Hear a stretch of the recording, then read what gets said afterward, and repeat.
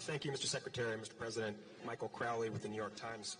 Mr. Secretary, there's some confusion today about American diplomacy with Panama over the canal, as you must be aware. I'm wondering if you could clarify for us. As you surely know, after the State Department announced last night that Panama had supposedly agreed to waive fees for U.S. government vessels transiting the canal, the Panama Canal Authority quickly denied this, and today President Molino, who seems rather upset, called the State Department statement on this lies and falsehoods. Can you tell us your understanding of how we reached this point of confusion and where you understand the situation to be right now? Is there an agreement? What's the point of confusion here? And on USAID, if I may quickly, we are hearing from employees abroad who are confused, anxious, and in some cases actually panicked about the order to return within 30 days, which is not that much time to uproot and relocate from a foreign country.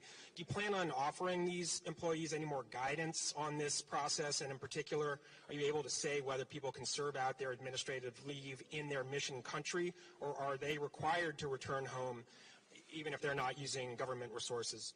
And Mr. President, please, you said that the leadership of the U.S. is fundamental and there is no substitute in finding some sort of a solution for Haiti.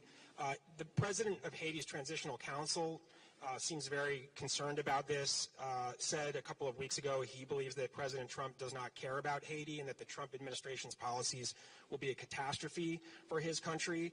Can you just give us a sense of your confidence level that the Trump administration will follow through and exercise the sort of leadership role you described? Thank you. What was let me answer the first two because I think they were for me. But what was the first one again? I apologize. And the state of the diplomacy, what led to the confusion and where things stand now. And then the second one was USAID. Okay. Yes, please. Thanks. I'm not confused about Panama. We had conversations. I felt there were strong first steps. We have expectations we made clear in those conversations. I respect very much that Panama has a process. They're a democratically elected government. They have rules. They have laws. They're going to follow their process, but our expectations remain the same. In particular on that, I would just say that the United States has a treaty obligation to protect the Panama Canal if it comes under attack. That treaty obligation would have to be enforced by the armed forces of the United States, particularly the U.S. Navy. I find it absurd that we would have to pay fees to transit a zone that we are obligated to protect in a time of conflict. Those are our expectations. They were clear. They were clearly understood in those conversations. But I respect very much the fact that Panama has a process of laws and procedures that they need to follow as it relates to the Panamanian Canal authorities. We'll allow them to work through those processes. We intend to make it amicable the way our visits were. As far as the USAID, a couple points. The goal of our endeavor has always been to identify programs that work and continue them, and to identify programs that are not aligned with our national interests and identify those and address them. So we have sent out guidance to those deployed abroad that they will be on leave of absence, not fired, leave of absence as of Friday. And then we made very clear in the message, it's there and it's written in the message that was posted, that if there are exceptional circumstances regarding family or displacement, or maybe the person, their spouse is employed in the embassy so they're co-located and their children are in school, there's room and space for that. We also made clear in the guidance that there would be specially designated programs that would not be a part of that order. And we are working through the process of identifying them now, what those specially designated programs are, and we will continue to work through the process of finding them. The third point I would make is that people were given 30 days that we would help bring them home if they so desired during that 30-day period.